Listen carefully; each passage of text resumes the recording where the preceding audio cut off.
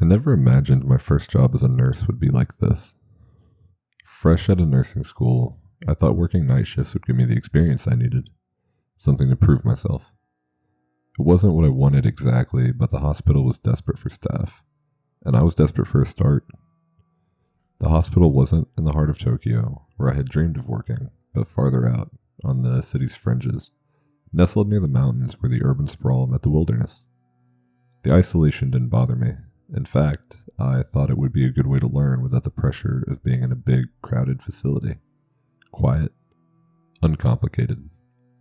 The mental hospital was old, towering over the surrounding area like some sort of relic of another time. The kind of building that looked like it belonged in a ghost story. Long hallways, walls yellowed with age, and the perpetual smell of antiseptic and damp concrete. Its exterior walls were cracked in places, the paint peeling off, and inside, the sterile, fluorescent lights flickered just enough to make you wonder if the electricity was reliable. My first night at the hospital had started normally enough, though. At 10 p.m., as the day staff was packing up, I found myself alone in the nurse's station, organizing my materials for the night. There wasn't much to do yet, except get used to the quiet and the way the hospital seemed to shift when the sun went down. Yuki, one of the nurses who had only been working here for a couple of weeks, strolled in, clearly relieved to be heading home. She had the look of someone who was still figuring things out herself. 2 weeks isn't enough time to settle into a place like this, I thought. "You're the new one, right?" she asked, giving me a smile that didn't quite reach her eyes. I nodded, yeah, first night. She stopped mid-step, raising an eyebrow. "Did they give you the rules?" "Rules?" I asked, confused. Yuki's expression shifted slightly. "They didn't give you a set of rules for the night shift?" I shook my head. No one mentioned anything about rules. "That's weird," Yuki said, frowning as though something wasn't sitting right with her. "When I started, they gave me these weird rules. I've only been here 2 weeks, so I'm still getting used to them myself." She walked over to the desk and pulled out a blank piece of paper, grabbing a pen. "Let me write them down for you. You'll want to follow these." I watched as she wrote quickly, her brow furrowed slightly. She seemed distracted, maybe even a little uneasy. Her inexperience showed, but she handed me the paper with a serious look. "Follow these exactly, and you should be fine." I took the paper from her and looked at the list of handwritten rules. Rule number 1. At 12:45 a.m., make sure the windows in the west wing are closed. If one is open, close it and leave immediately. Rule number 2. If you see a patient walking in the hallway after midnight, do not speak to them. They are not patients anymore. Rule number 3. If the lights in the east wing go out, leave the wing and do not return until sunrise. Rule number 4. If the elevator doors open by themselves, do not get inside. Wait for them to close. Rule number 5. If you see a shadow that doesn't belong to you, leave the room immediately. Rule number 6. If escape is your only option, be prepared to sacrifice a part of yourself. I stared at the paper, not sure what to make of it. It looked like something out of a ghost story. I glanced up at Yuki, expecting her to laugh, but she didn't. "Is this some kind of initiation thing?" I asked, hoping that maybe this was just some odd tradition for new staff. "No," Yuki said, shaking her head, her voice quieter now. "It sounds ridiculous, I know, but trust me, you'll want to follow them. I've heard things." I frowned, studying her face for any sign of humor, but there was none. She wasn't joking. This was something real for her. "Are you sure this is all of them?" I asked. Yuki hesitated, biting her lip as though trying to remember something else.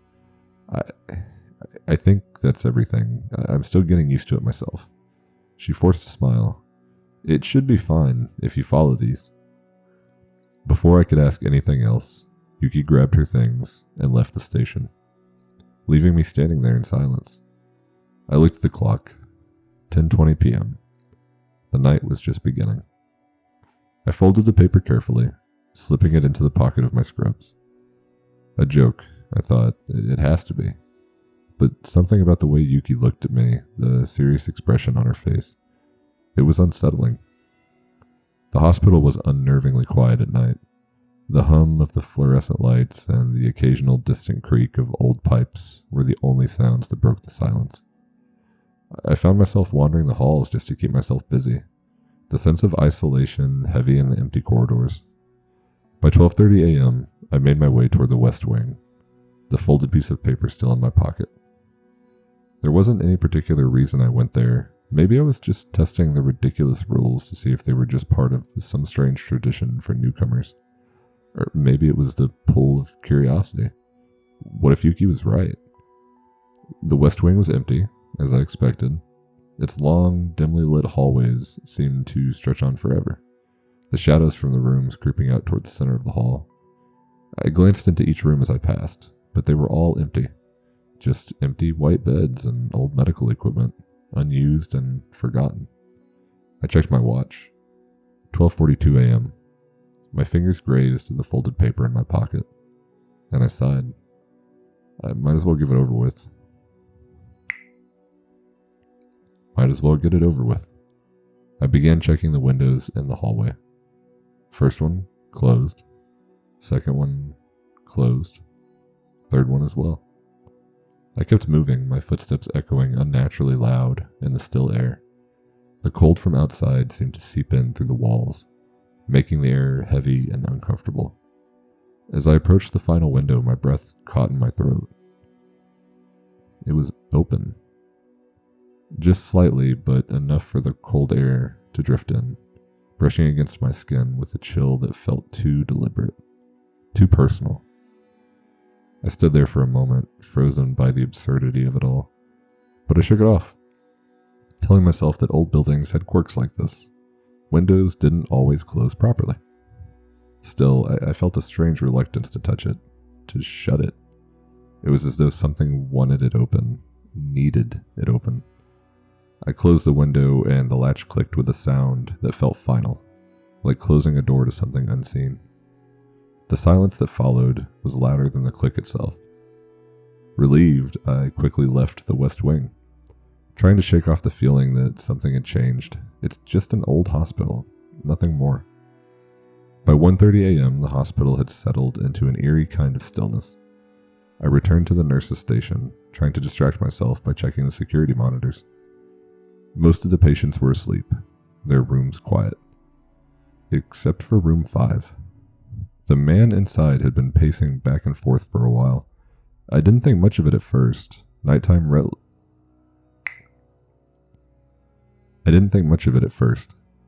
restlessness wasn't something unusual here, especially among the patients.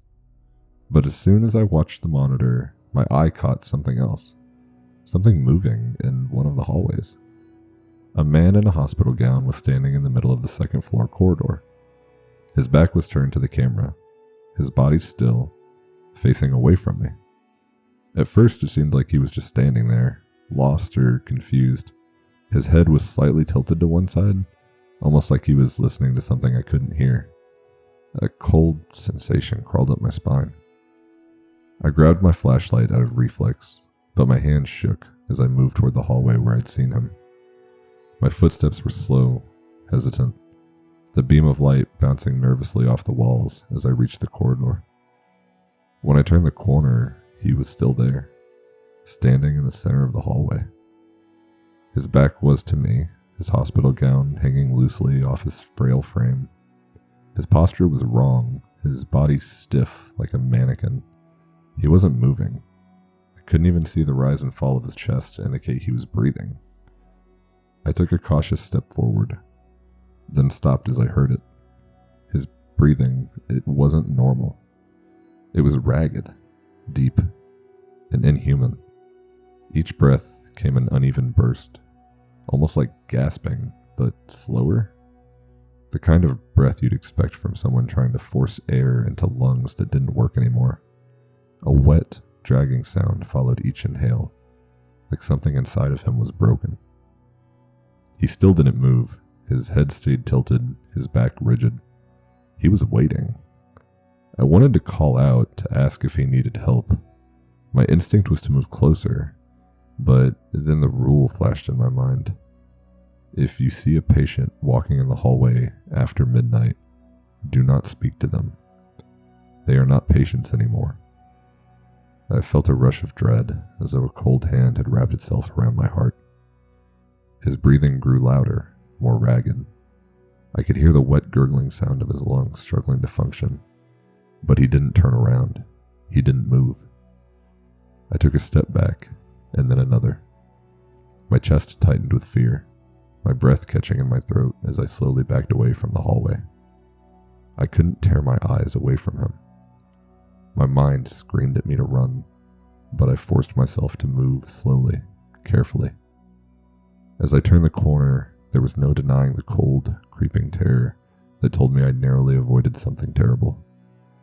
By 2 a.m., the sense of unease had settled into my bones, and I couldn't shake it. Every creak of the building, every flicker of the lights, it felt deliberate now, like the hospital was trying to send me a message, something just out of reach. I wandered the hallways again, trying to keep myself occupied, but the longer I stayed, the more the air felt thick, oppressive. Around 2:15 a.m., I heard something, a faint tapping noise, rhythmic and unnatural. It was coming from room 7. I hesitated, the rules flashing in my mind. I didn't remember seeing anyone in room 7 earlier. It must be a mistake. Maybe a patient had been moved during shift changed, and I hadn't noticed. The door to room 7 was slightly open, and I felt an unnatural pull toward it. The tapping continued as I approached, like fingers lightly drumming against a wooden surface. I pushed the door open. Immediately, the air shifted. It was colder in here, so cold that I could see my breath fogging in front of me. The lights in the room flickered violently, and an overwhelming sense of wrongness settled over me. The tapping had stopped. I took a step forward, my heart pounding in my ears. That's when I saw her. A figure stood in the far corner of the room, her face obscured by long, tangled black hair. She was unnaturally still, her head slightly cocked to one side. Her lips, split wide into a grotesque grin, were too red, too wide. Her eyes, those hollow, dark eyes, staring right through me. She took a step forward, her body moving with a fluid, unnatural grace. Too fast. I ran out of the room before I could process what I had just seen. My mind was racing, my heart hammering against my chest as I sprinted down the hallway, desperate to get back to the nurse's station. What the hell was that? Am I losing my mind? I reached the end of the hallway, my breath ragged, but my momentum was suddenly stopped by a soft ding. The elevator doors in front of me slid open. Rule 4. If the elevator doors open by themselves, do not get inside. Wait for them to close. My legs trembled, threatening to give out beneath me. As I stood frozen in place, staring into the empty elevator, I watched it, barely daring to breathe. My eyes stayed locked on the empty space within the elevator. I could almost feel something in there, lurking just out of sight, waiting for me to step inside. For a few moments, the elevator remained open, its doors wide and inviting. Then slowly, they slid shut with a final mechanical click. I let out a shaky breath, my nerves frayed beyond belief. I was losing grip on reality. Everything felt wrong, so deeply, impossibly wrong. I rushed back to the nurse's station, trying to collect myself, but the panic was tightening around me like a vice. My mind was racing, trying to piece together what was happening. As I approached the station, I glanced down the corridor leading to the east wing.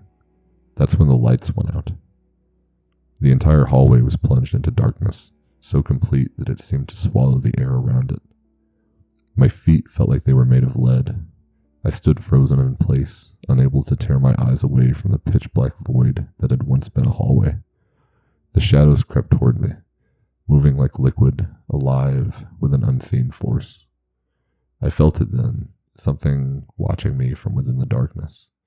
Its presence was undeniable, pressing against my chest like a weight I couldn't escape. Slowly I backed away, my breath quickening as I distanced myself from the blackened wing. I couldn't see what was in there, but I knew I didn't want to find out. Not now, not ever. I arrived at the nurse's station, my hand shaking uncontrollably as I rifled through the papers on the desk. My vision was blurred, panic clawing at the edges of my mind. The hospital was alive with something I couldn't understand. As I shuffled through the mess of paperwork, my hands found an old, crumpled sheet of paper buried beneath patient records. I unfolded it slowly, dread creeping up my spine with every word I read. The list was identical to the one Yuki had given me, except for one crucial detail. Rule number 3. Do not enter room 7 after 2 a.m. My heart sank. I had broken a rule. Yuki forgot a goddamn rule. I glanced up from the paper, my hand shaking, and that's when I saw it. There, on the far wall, across from the nurse's station, a shadow stretched unnaturally long, too far from any light source to be my own. At first it was subtle, a dark shape that shifted to the corner of my vision. But as I looked closer, my breath hitched. The shadow moved, but I hadn't moved. Rule number 5. If you see a shadow that doesn't belong to you, leave the room immediately. My chest tightened with terror. The shadow stood on the wall, warped and twisted like someone standing just out of sight, pulling itself toward me. It didn't make sense. There was nothing there. Nothing could cast a shadow like that. But it loomed, larger, darker, as if the very light was bending to accommodate it. And then the shadow shifted again, breaking from the wall and moving across the floor towards me, as though it had come alive. The air in the station thickened, suffocating me. I couldn't breathe. My legs felt frozen in place, my feet glued to the ground, as if the shadow was pulling at me. She was watching me from within the darkness. I could feel it. I stumbled back, tearing my gaze away, my heartbeat thundering in my ears. As I fled the room, the shadows twisted unnaturally, creeping along the floor, their edges darkening and thickening. From within the darkness she began to form, her twisted body pulling itself free from the void like she was born from the night itself, her torn smile stretching wider with every step. My legs carried me down the hallway, every muscle screaming as I reached the hospital's entrance. I slammed my hands against the heavy doors, but they wouldn't budge. No matter how hard I pulled, no matter how desperately I tried to force them open, they remained sealed tight. My mind spiraled as the sound of footsteps echoed behind me, slow, heavy, and deliberate. I knew who they belonged to. She was coming. The slit-mouthed woman, the figure I had seen in room 7, she was here. Her presence a physical weight pressing down on me, her whispers growing louder, crawling into my ears, seeping into my mind. The words were unclear at first, but then they started forming into one clear message. You broke the rules. You can't leave. Frantic, my eyes darted around a small reception area near the entrance. There, on a metal cart pushed against the wall, I spotted it. A surgical tray, tools scattered across its surface. Among them was a scalpel, sharp and gleaming in the dim light. My breath hitched as I remembered the final rule. If escape is your only option, be prepared to sacrifice a part of yourself. My hands closed around the scalpel and I held it up, the blade catching the dim light of the room. I had no other choice. The footsteps were growing louder, closing in. The thought of what she might do to me was enough to push me over the edge. With trembling hands, I brought the scalpel down toward my finger. My heart raced, my breath catching in my throat. Tears blurred my vision, and I bit down on my lip, bracing myself for what had to be done. The blade pressed against my skin, and with a deep, shuddering breath, I made the cut. The pain was immediate, searing, and blinding. Blood pooled around the scalpel, dripping onto the cold floor. I wanted to scream, but I bit down harder on my lip, tasting blood as I forced the cry back down. I had to finish. With one last agonizing movement, my finger dropped to the floor with a sickening thud. The room spun, my body trembling from the shock of it, but I gasped, almost collapsing onto the floor beside it. But then the doors to the entrance burst open, and I felt the weight lift from the air. The hospital seemed to sigh, releasing me. Blood still poured from my hand, warm and sticky, as I stumbled on shaky legs toward the main street. Every step felt like a battle, my heart thundering in my chest, my breaths shallow and ragged. The outside world lay just beyond, a cold, indifferent freedom waiting for me. But as I crossed the threshold, I didn't feel relief, not at all. I turned back, my gaze lingering on the dark, cursed corridors of the hospital. I had escaped, yes, but I had left more than flesh behind. Something deeper, something vital had been torn from me in that place. And I knew, with a terrible certainty, that it was something I would never get back.